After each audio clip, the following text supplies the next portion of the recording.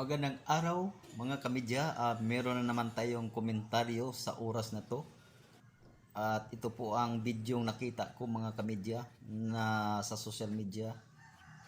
Mga kamedya, ay namangha lang po ako dahil dito sa Pilipinas ay napakaraming niyog at nasasayang lang, tinatapon lang dyan, nasisira. Pero sa ibang bansa ay ginagawa pala itong tali.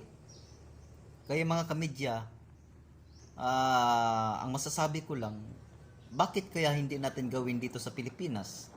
Ay alam nyo naman na ang Pilipinas ay isang bansang napakalaking o napakaraming resources ng puno ng niyog at maraming nagtatanim ng niyog mga kamedya. Tingnan mo mga kamedya, yung mga ginagawa nila. Ginagawa nila ang tali, yung mga bunot ng niyog. Di mo akalain, akala ko na ang niyog lang pala, akala ko ang niyog ay tinatapon, bunot ng niyog ay tinatapon lang. Pero ang sa ibang bansa, mga kamedya, ay ginagawa pala nila ng tali. Tingnan nyo mga kamedya, napakatibay ng pagkagawa nila. Napakatibay ng mga proseso nila, mga stage na paggawa ng tali ng bunot ng niyog mga kamedya. Tingnan nyo.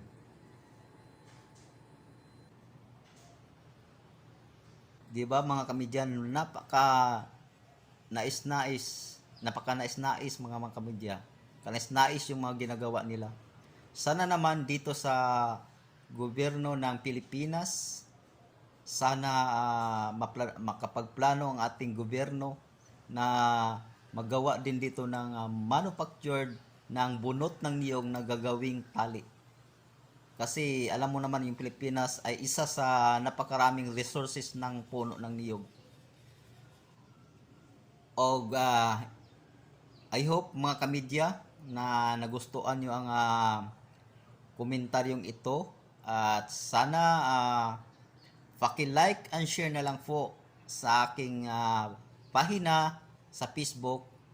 At para lagi kayong updated sa anumang video na i-upload ko. At maraming salamat po.